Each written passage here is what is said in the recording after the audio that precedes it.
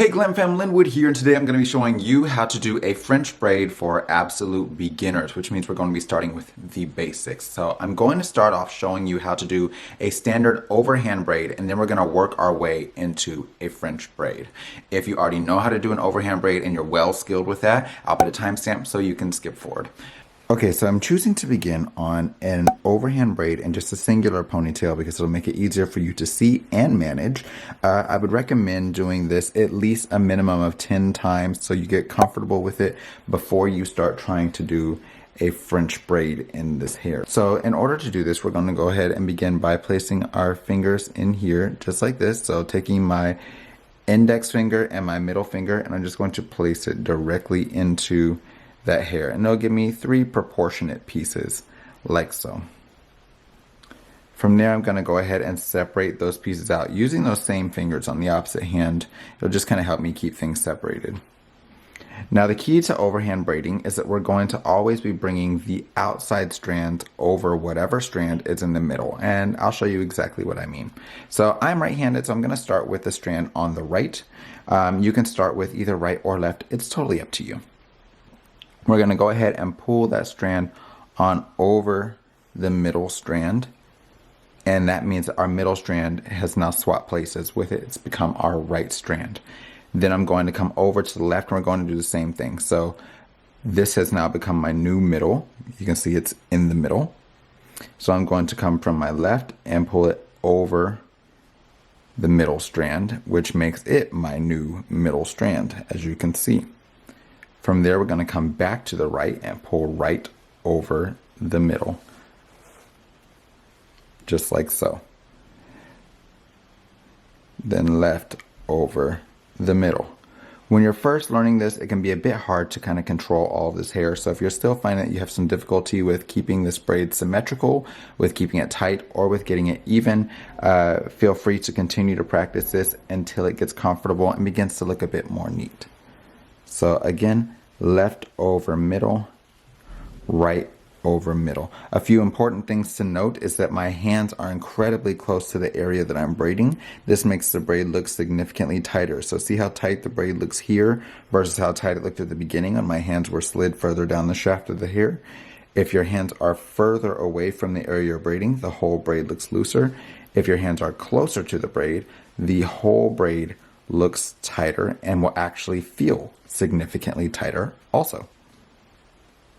So things to keep in mind. So we're just continuing. That was left over middle. Now we go to right over middle. And just keep in mind, whenever you're pulling from that outside strand, it is now becoming your new middle strand. So let me move her over a bit, and that way you can continue to see.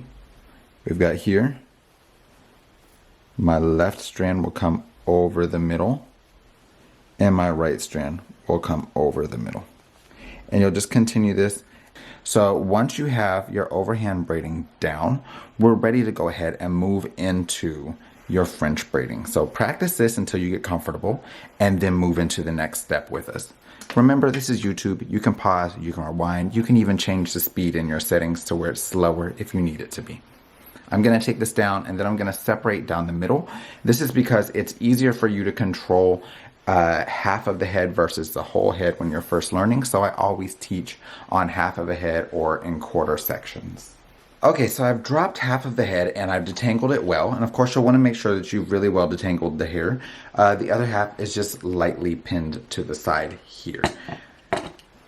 Now, of course, if the client or if you have curly hair or kinky hair, it does help to blow this hair out with a blow dryer, and possibly even use a little bit of a pomade to help get some control. As I'm braiding with this texture here, I'll also give you some techniques on how to control silkier hair and smoother hair textures as well, just so there's not a ton of flyaways. But we'll go ahead and get into this here. So I'm going to move your angle a bit because I want you to be able to see it from right up front. Okay, so when I'm picking up a section of hair to braid, I usually like to start off with a triangle section. I'm going to start off with a slightly bigger section here, even though honestly the smaller your sections are, the more professional they'll look. This is a tutorial for beginners, so I don't want to give you extremely professional ways of doing this when you're trying to get down the basics, but I'll give you those tips as we go along as well. So I'm going to start off with a triangle section like this here. It honestly just makes it a bit easier for you to control and manipulate. So from there, I'm going to go ahead and just separate these into what feels like 3 equal strands, like so.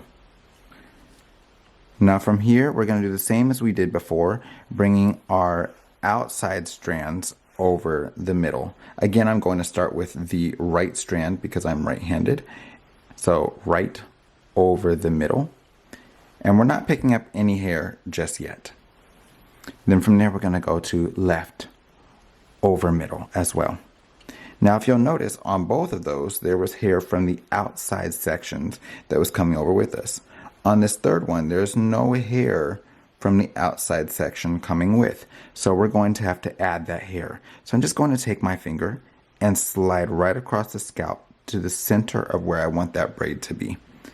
I'm going to go ahead and close my fingers on that, and we're going to slide my hands through to separate that hair out, detangling and smoothing it nicely, and then I'm going to pass that over the middle strand like so. Now, if you'll notice, I'm not trying to keep this strand here on the right neat, so I'm just going to ball it into my fist basically as I grab that middle strand with my right hand. And I'm going to grab the left strand with my index finger and thumb as I slide across the scalp on the other side to add into that strand. Now you'll want to make sure you try to keep your sizes pretty proportionate, because if you're adding super small and super big, it just looks lumpy and a mess. But yeah, you want to keep this in mind every single step. So we're adding that hair on over the center. Now if you don't have fingernails to be able to cleanly part, you can use a comb for this step as well. Also, if you feel more comfortable doing this with your pinkies, you can do it with that. So as we added that in, we went ahead and passed that left strand over the middle, making it my new middle strand. Now we're coming back to the right side. Picking up hair, you can also do it this way. Picking up hair, adding it to that right strand, and bring it over the center. And this is essentially the pattern that you're going to do the whole way down, is pick up hair on the left, add it to the strand on the left, smooth it out, bring it over the middle strand. Pick up hair on the right, add it to the strand on the right, smooth it out, bring it over the middle strand, and just continuing that back and forth. Now if you'll notice, I always smooth out the hair as we go. Part of the reason for why I smooth out is because it helps to prevent any lumps in the braids here. And if you'll also notice, my hands are constantly on the head. If I'm pulling away like this, it makes the whole braid loose, and when you drop it, see how loose it makes it? So you want to keep your hands pretty nice and snug, nice and tight, close to the base of the head here, or honestly like resting on the head just like this here. So we're going to go back to the left side, pick up some hair, add it into the outside strand on the left, and let's just clean that up a little bit. And then we will go ahead and bring it over the middle. Now I can see there's some bubbles in there. I don't know if you can catch it on camera, so I'm just going to lightly smooth a bit more and then pull it over. The strands I'm not working with, I can just kind of ball up in my fist, so I can easily control with my free fingers here. When I'm finished, I can just go ahead and give that strand to my index and thumb and begin to work with that section of hair as the other ones are balled up in my hand as well. Just like so.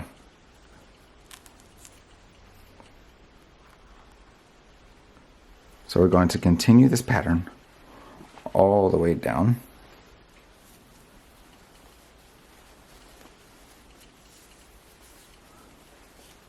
Now, as you're working on this, you'll want to keep in mind, if you're working with smaller sections, the entire braid is going to look tighter. So if you're taking really big sections, your whole braid is going to look more loose.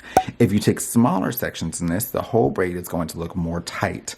It does not mean that you have to pull extremely tight in order to get the braids tight.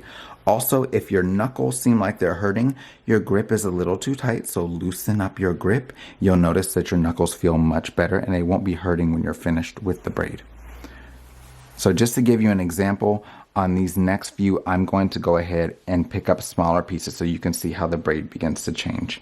So I'm going to take small sections on these and begin to add that in over the center. Small section here. Add that in over the center. Now for French braiding as well as Dutch braiding, the most important things you really want to focus on is keeping these partings very clean, very precise. It's what makes things look incredibly neat. So if you are sticking with a certain size parting, stick with that majority of the way through your design and make sure that you're being consistent. Also keep in mind the direction of your hands and your body is going to determine which way that braid goes. So if you're noticing that on one side your braid goes down and on the other side it goes up and back, there's a high likelihood that the angle of your hands is different. So your hands might be up here, causing it to go up more, whereas right now my hands are coming down a bit more, causing that braid to travel downward. So the braid is just following where you lead. So if you notice you tend to favor a certain side and it tends to go downward, just keep in mind to keep your hand either towards the center of where you want that braid to go, or just slightly shift over in the direction that you want that hair to flow as you braid.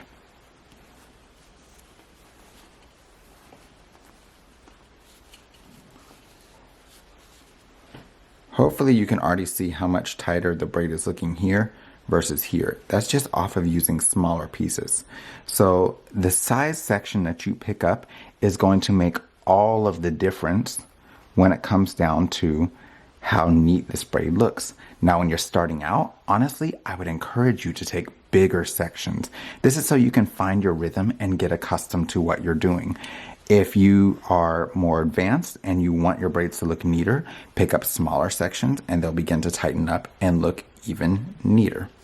Also, just a quick tip that will help out any new braider or anyone trying to learn this braid that is maybe accustomed to doing a different type of braid is talk your way through it like I talk you through it.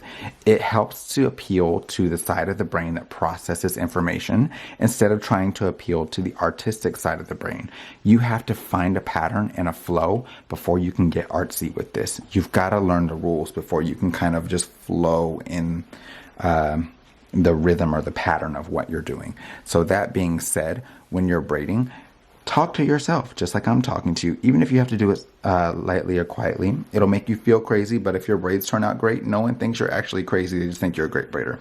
So I would say pick up hair on the right side, add it to the right strand and smooth it out. Bring it over the center strand. And now to the left. Pick up hair from the left side, add it to the left strand, smooth it out, and bring it over the middle strand. Now you see how as I'm taking bigger pieces, you see how this braid is instantly beginning to look like it's a bit looser and softer. So depending on the way you want that hair to fall, that's how you're going to do it. Add hair to the right hand side, smooth it out, bring it over the center. Now, as you get behind the ear, this is really important. You always want to make sure that if you're working on yourself or on someone else, that you begin to tilt that head forward. The reason why is because the skin in the back of the neck is really stretchy, and if you have them with their head up the whole time, it ends up being a really nice tight braid, but when they look down later, it can actually cause a bit of discomfort and some pulling under here that creates like bumps in the nape. You don't want to see that. If it's pulling like that and it's causing bumps, it can actually lead to hair loss over time. So we want to make sure we're not pulling extremely tight as we get back here. One of the ways that we can do that while making sure that our braids still stay looking tight is to have your client or have yourself tilt your head down once you get behind the ear. This is going to help ensure that things stay looking nice and tight while not pulling too tight when you tilt your head down at the end of that service. I hope that makes sense. If it does, please let me know in the comment section down below. So adding from the right, bring it right on over. Also, as you get down here, make it a point to tighten up your grip. You have more hair in your hands the further you go. So now is a good time to begin to tighten the grip of your hands, not of those fingers individually. That way you're able to grip and hold this hair a bit more tight and it doesn't just become a mess back here. From there, you also want to make it a point to get in there really well and rest your hands on the head. That way you don't end up with that saggy butt in the back of the head. If you know what I'm talking about, where you can kind of push the bottom of the braid and it just kind of bounces back there. No one likes a saggy butt. So from there, we're going to go ahead and just cross on over with the right strand, come back to the left. If you'll notice, I'm running out of hair on this right side, so I'm gradually taking bigger pieces on the left side, adding it in, and crossing over, while I take smaller pieces on the right side and add in to cross over. This allows me to gradually balance out rather than running out of hair on one side and still having hair on the other. So let me turn her a bit so you can see exactly what I'm talking about here. We're going to go ahead and take a pretty good sized section here, add it into the outside strand, and cross over. Okay, and pick up a small section here and add into the outside strand and cross over on the opposite side.